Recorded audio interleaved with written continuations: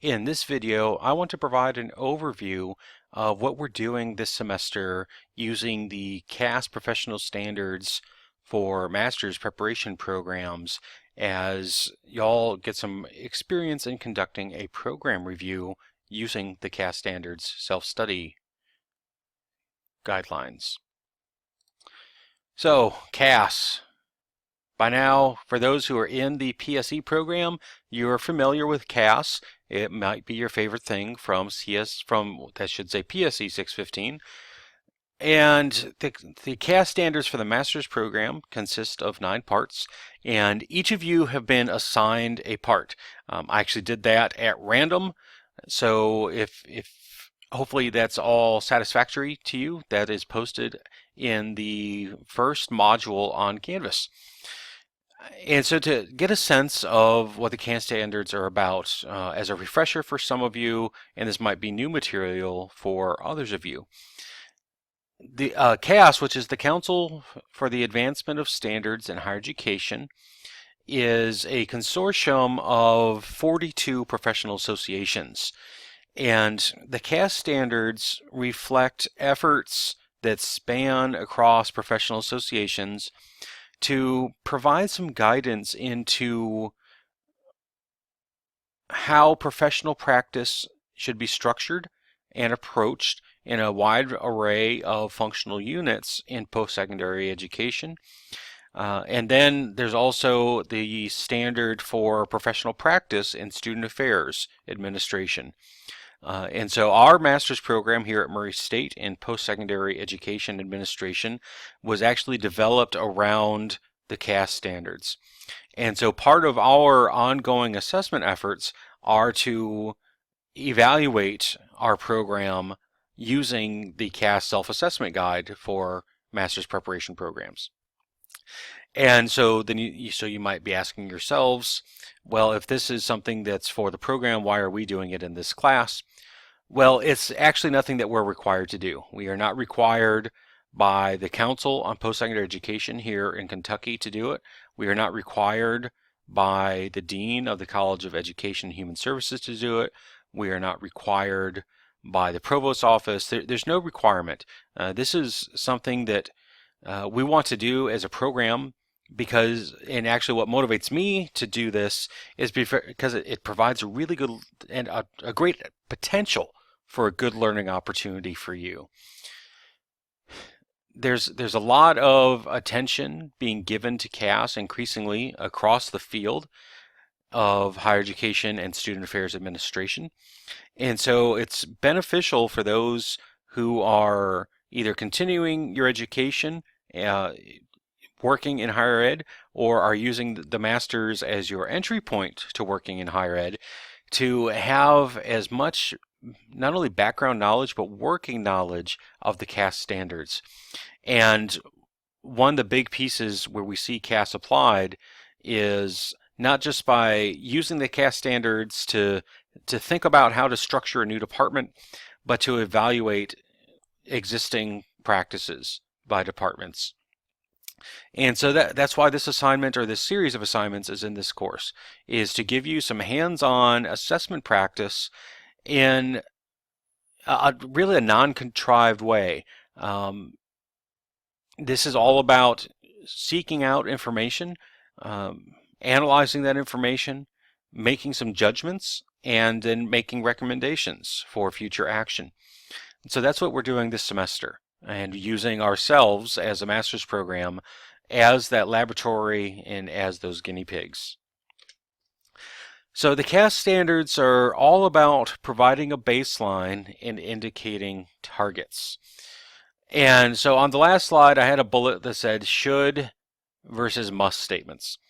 And when you look at the CAS standards for master's programs, which are posted in our Canvas course, you'll see these statements reflected.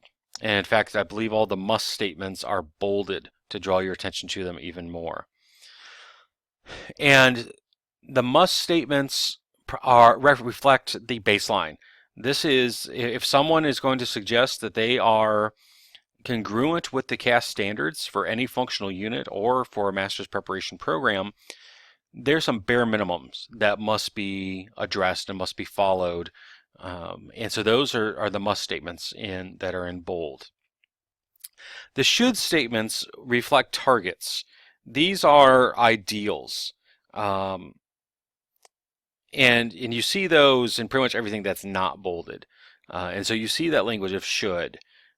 A master's program should do this, should do that, versus must do this or do that. So for example, one of the must statements is that there must be at least one full-time faculty member assigned to the program. And then I believe there is a should statement about qualifications of other faculty, or joint appointments, things of that nature. So it's about providing guidance. The use of CAS is to provide a vehicle for looking at continuous quality improvement. Sometimes, and I'm kind of reiterating a point that I made in the video for this week, but sometimes when folks talk about assessment or doing assessment, it is approached in very piecemeal fashions. We're going to do an assessment this semester of our campus recreation student referee training program. And then next semester, we're going to do an assessment of gym usage by graduate students. Both very worthy projects to undertake, but by talking about them as very separate from one another, they remain separate from one another. If they're not part of a continuous process to improve quality and ascertain how are we doing the things that we say that we do, we're not doing our due diligence with assessment. And so the continuous quality improvement mindset is really important for me when I think about assessment and when I talk to other people about assessment. That it's not just about sending out a survey at this particular time. That survey might be very important, but how does it fit into an overall perspective on continuous quality improvement?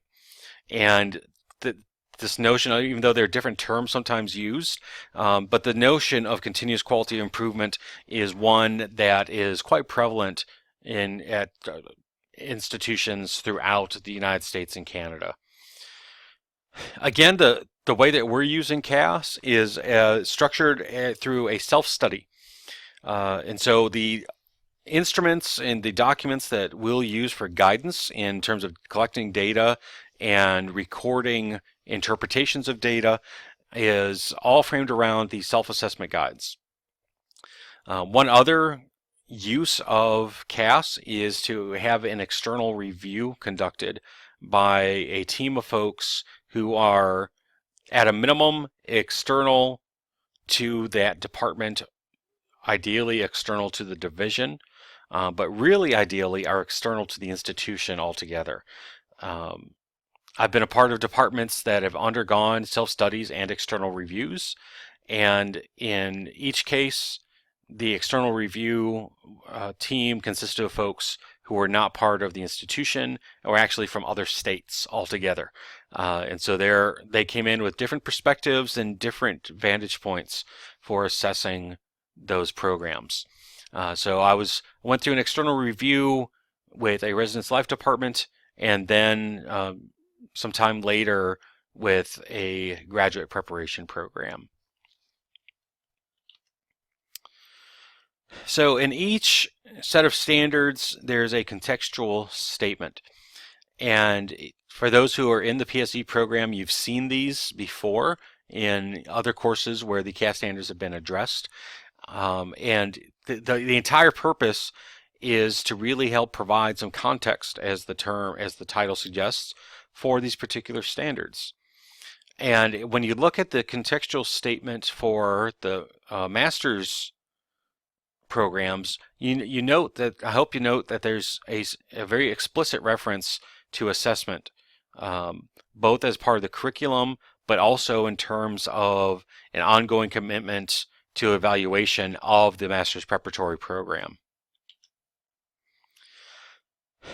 So there's some some other documents beyond the contextual statement, and these are all on Canvas. There's one called Instructions, and it's all about how to use the self-assessment guide. And then also some more perspective on carrying out an assessment via CAS standards. So what does that look like? How should that be done? What are the best practices? The CAS documents do not use the term best practices, but that's actually what they reflect. The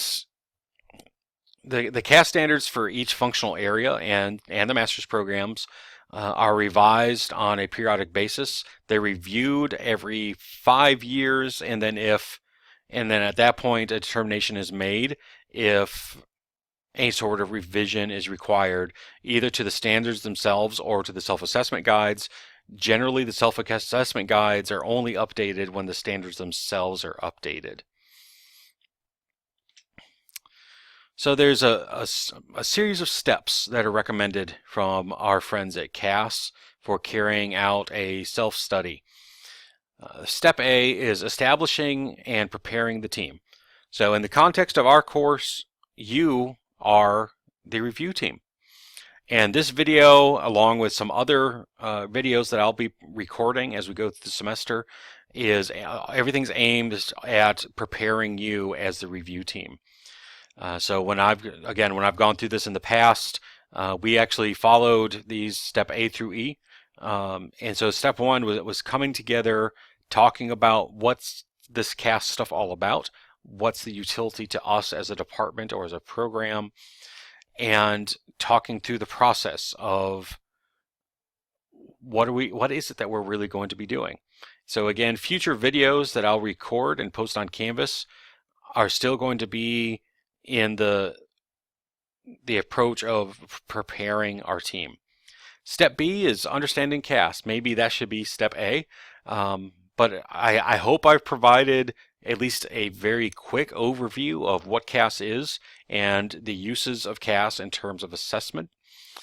Step C, and this is where really y'all are going to be spending the bulk of your time, not in terms of the course overall, but when we're talking about CAS this semester, you're going to be compiling and reviewing documents and also data from some other sources. The bulk of your work in terms of data collection and analysis will be through document review, but there's also going to be a component where you'll need to speak with various stakeholders about the PSE program,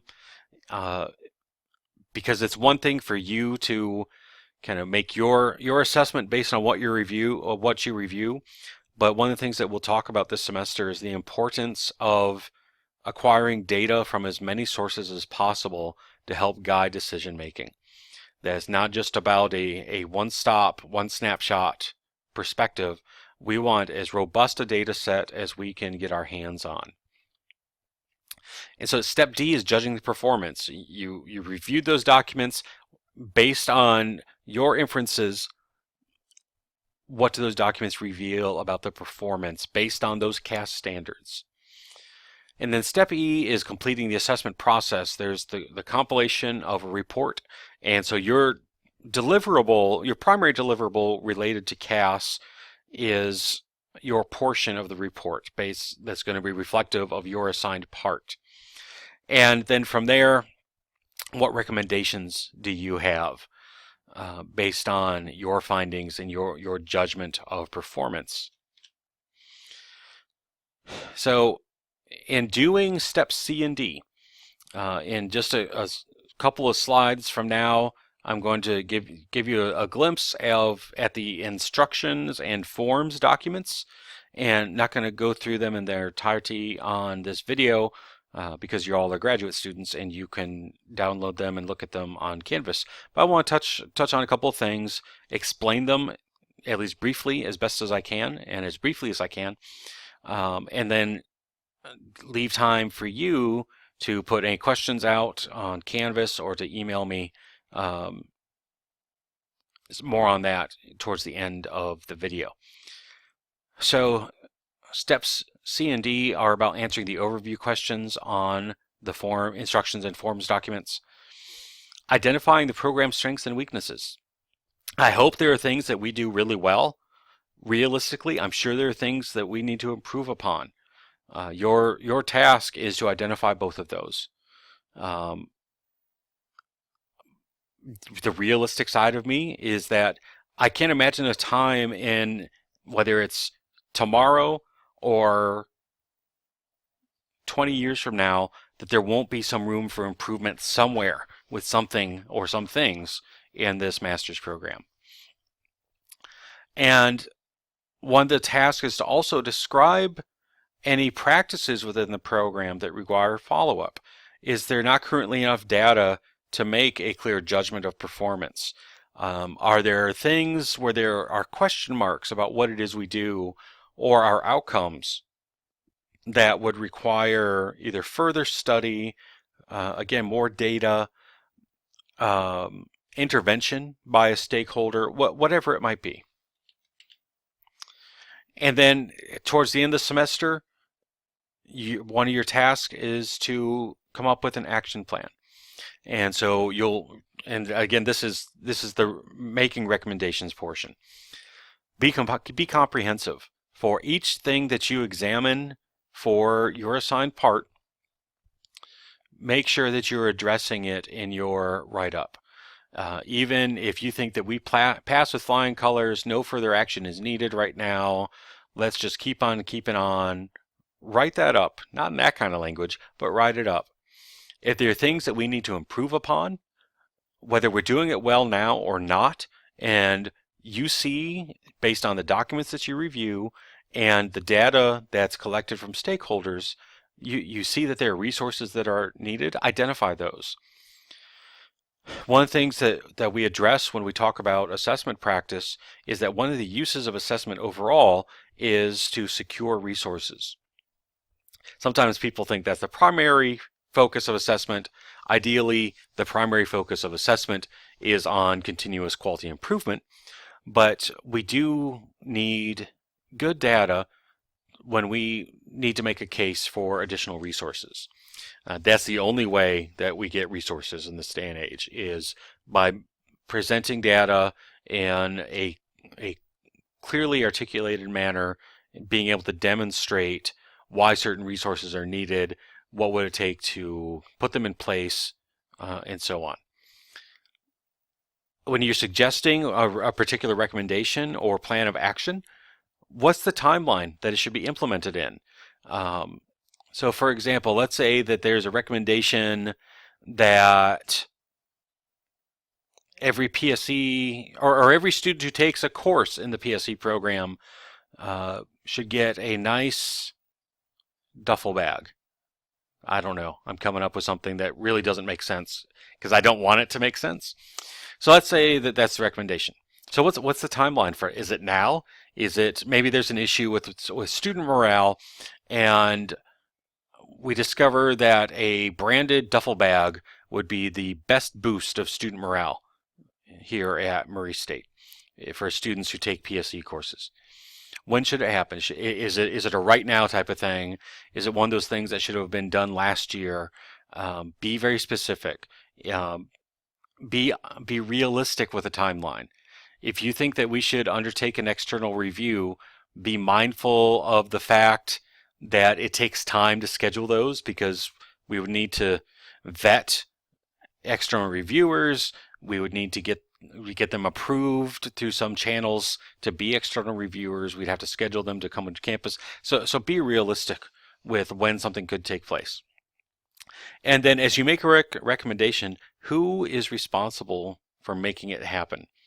Is it the faculty and the PSE program? Is it the program coordinator? Is it the dean? Is it President Davies? Is it Governor Bevin? Who is it? Be very specific, be very clear. Maybe not necessarily with a name, because people do leave positions, new people come in, things are restructured, but focus on position or kind of level within the institution. So again, I want to provide a quick overview of the instruments and forms. So for each part, there is an instrument that looks like this, with a rating scale from 0 to 5, or ND for does not apply. So you'll go through, review whatever data that you are able to acquire, and judge the performance for each of these criterion measures based on the rating scale that's shown at the top. So there's some things that in my mind would only score as high as a 3. So for example, I'm doing somebody's homework for you here, but for 1.1, the mission is consistent with that of the host institution and with the CAS standards. In my mind, that is either a 3 or below. I don't know how it's possible to exceed or be exemplary when it comes to a mission statement.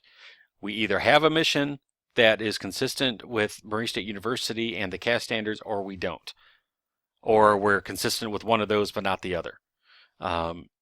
So that's kind of where my thinking is with this rating scale. If we are doing what we said we're going to do, so if we say in a particular document that we do X, Y, and Z, and you judge our performance that we do X, Y, and Z, to me that's meeting standards. That's not a 3 is not a bad score. If we're going above and beyond what we say we're going to do, that's a 4. If we're going above and beyond to the point where you think that the PSE program at Murray State University should be a model for other programs to follow, to me that's a 5. So that's Burke's perspective on this rating scale, and kind of where the delineation between 3, 4, and 5 fall. I'm happy to hear other thoughts.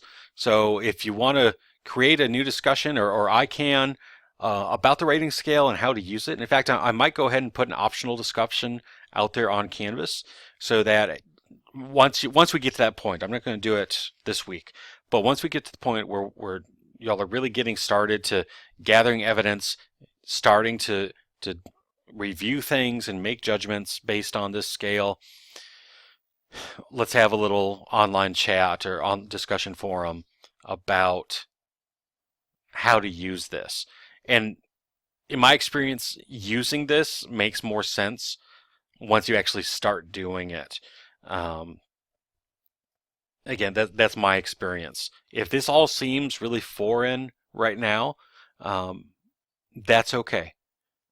Again, I want to make sure my focus in this course is for you to learn. So if things aren't clear, if I'm going too fast through some of this, I don't have any problem with you shoot me an email and let me know. Let me know where you have questions. I don't want to take for granted that some of this can be confusing, particularly if you're seeing this type of stuff for the first time.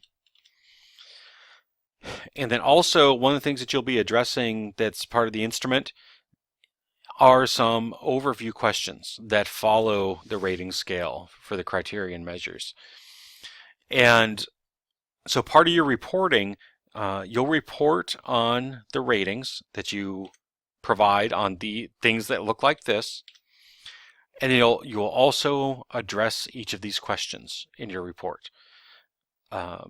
So as we kind of get toward the due dates for these things, I'll provide some reminders about ideally what I think goes in to these reports that you'll be generating.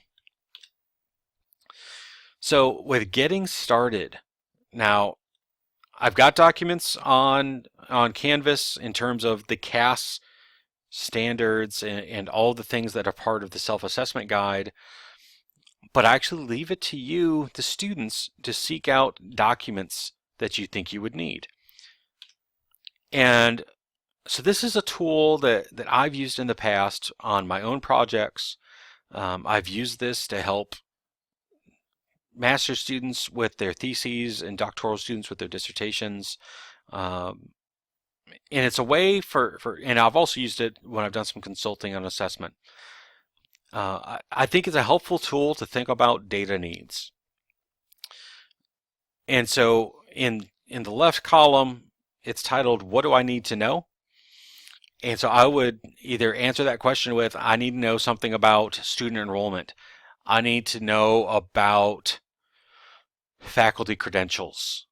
Then my next question is, I need to know, why do I need to know this?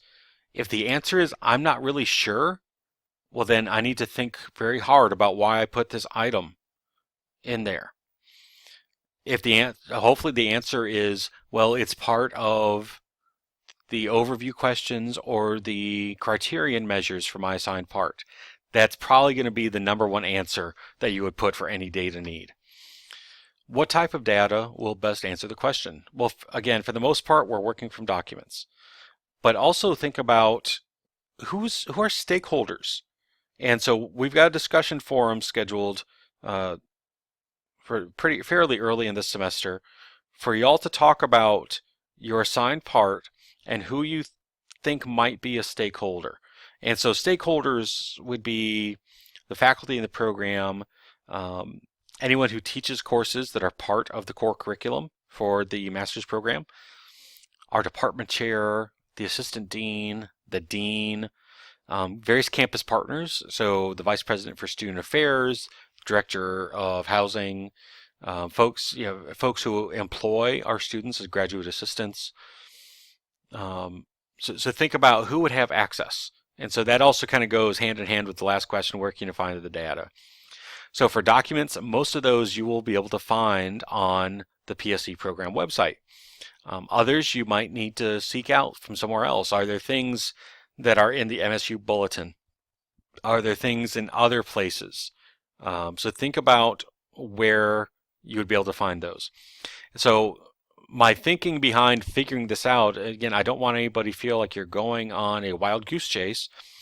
And so we'll use the discussion forums to have that kind of come together time as a class to talk through ideas. I don't expect any of you to come into this and say, oh, I know exactly what I need to do for a CAS self-study, particularly if this is the first time that you're being exposed to the CAS standards. And we're actually going to talk about this tool as part of the course, separate from CAS. And so at that point in the semester, I'll revisit this tool in an overview video and also talk through a couple of examples from some studies that I've worked on. Now, that the tool that I just showed you is not a requirement. You do not have to print that out or download it and fill it out. It's there if you want to use it, if it makes sense to you. Another possible way to think about identifying the data and the data that you need and where you can get the data is this type of graphical organizer. If this makes sense to you, definitely feel free to use it. Don't use it. This is up to you. I'm not mandating any particular approach other than we'll divide up speaking with some stakeholders. So your first big deliverable will be on October 23rd, which is the first draft of your report. Now, I do recognize that is just past midterm. I do not expect anyone to have completed the various pieces that go into judging the performance based on your assigned part. What I want to see is that you've identified data needs. Again, we're going to talk via discussion forum about where and how to get the data that you'll need. And so in that first draft, I want to see evidence that you've made a solid start, that you have gathered some sort of document, some sort of data to be able to make a good start and makes progress on the instrument for your assigned part. And that you've started to think about translating some of those pieces into a narrative report. So one question that I'm likely to get, and I'll attempt to answer it now. If you ask it again, don't worry. You won't hurt my feelings or offend me. But a question I do anticipate is there an example that we can follow? Well, if I were to provide an example, it would be from last year when ADM 735 completed the same project. So I'd rather not provide you this direct of an example. I'll dig through my files to see if I have an example of a report from a CAS self-study that I was part of in residence life years ago. Problem is, I've got to see if I can find a zip disk reader and if I can still find that old zip disk with my from my assessment days in that department. If I can find it, I will provide that sample of that report. It will look different, obviously, because it's for a residence life unit and not a master's program, but the person who actually led the self-study took a different approach to report writing than I think most of us would probably take. But I will look for that and I'll post it if I can find it. So I'm about to make a note to myself to go home and see if I can find those zip disks. I hope I still have them. So again, going to divide up conducting interviews. So I don't want everyone to think, okay, I've got to speak to the department chair for educational studies, leadership, and counseling. To me, it makes sense to identify what are 7 questions or X number of questions that need to be asked of the department chair, and then one person schedule time to talk to Dr. Bloomdahl. So same thing goes with every stakeholder. I'd rather have one person, or if it's an extensive number of questions that you think need to be asked of a stakeholder, maybe 2 students go and interview that stakeholder. If you are able and you're physically in the Murray area, I have digital recorders that I check out to students. But I do recommend, I don't require, I recommend that you record any type of interview that you conduct, because you want to be able to go back later and reference what's been shared with you and review what's been shared with you beyond taking notes of that conversation. If you have a smartphone or an iPad, feel free to use whatever voice recorder is built in. I do know that there's a native voice recorder on iOS that does a really good job. If you're looking for one for Android, there's some different downloads. I don't have a real good one to recommend. I'm an Android user, have not found a great voice recorder app. That's why I have my USB connected voice recorders separately. So here's one of the realities of engaging in research, assessment, evaluation, inquiry, is that as you get answers to questions, they generally lead to more questions.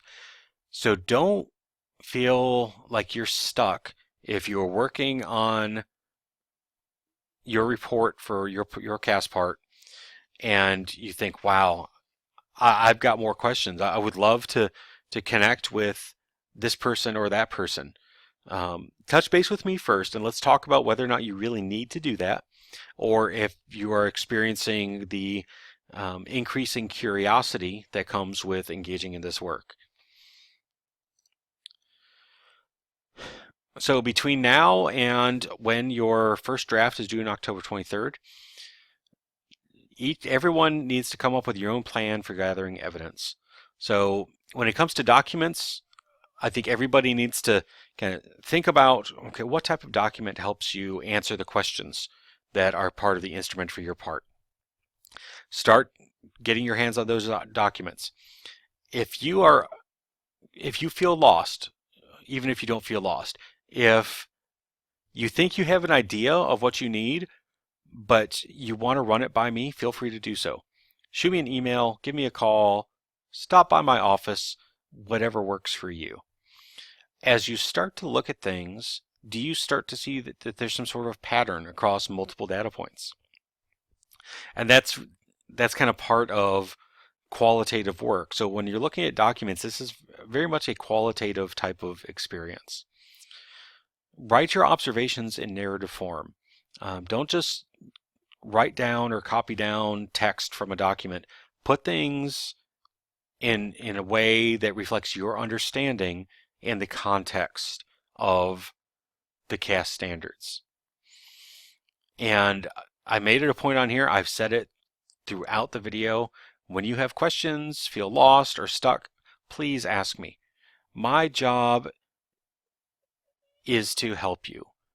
ultimately, I have a responsibility for helping you learn the practice of assessment. And so we're using this CAS exercise as a means of learning assessment. If I'm not open to your questions and you asking me questions, then I'm not doing my job at all. So ask questions, ask away. Don't ever feel like you are intruding on me or wasting my time. If you weren't here, I wouldn't have a job. And so please, please help me earn my paycheck. So how are you, the students, supposed to fit this stuff into your busy schedules? If you've got to scour the internet or the Murray State website for documents, if you've got to find time to interview someone at the Murray State campus, how are you going to fit all this in? Well, I've tried to break things up into manageable pieces throughout the semester. And so actually I think a lot of the work itself, in terms of trying to figure out, okay, who's talking to whom, what questions are being asked, we're going to address all those through discussion forums. And when you see those, there's no requirement for X number of responses or things like that. I'm really trying to use the forums in place of a work time that we might have set aside if we were meeting face to face in this course. I'm going to provide reminders and gentle nudges through announcements and emails as we go throughout the term. This project becomes unwieldy and feels unmanageable if you don't take little bites of it throughout the term. And trust me, it's not a massive undertaking to complete the assessment of one of the parts. I'm asking you to trust me on that one. You decide by the end of the semester if whether or not that trust has been placed well or not. Again, my job is to help you put the pieces together as you learn through this course. I'm here to be a resource for you. I'm here to answer questions. I don't like the idea that I'm here to teach you or instruct you. I know maybe I should think that way. I feel like my job is to be a guide to you. I share things about my experiences. I've shared some experiences I've had with CAS self-studies in the past. And ultimately, I think my job, and this is not just specific to the CAS assignments, but my job is to be more of a facilitator and a guide, but particularly as I think about online learning. I could put things in videos and share some highlights to help keep videos relatively short. But ultimately, I really think it's up to me to be a guide and to be responsive to you as you go through this learning process and this learning experience. So thanks for bearing with me through this fairly lengthy overview video of the CAS self-study process. More to come in much shorter videos as we go through the semester.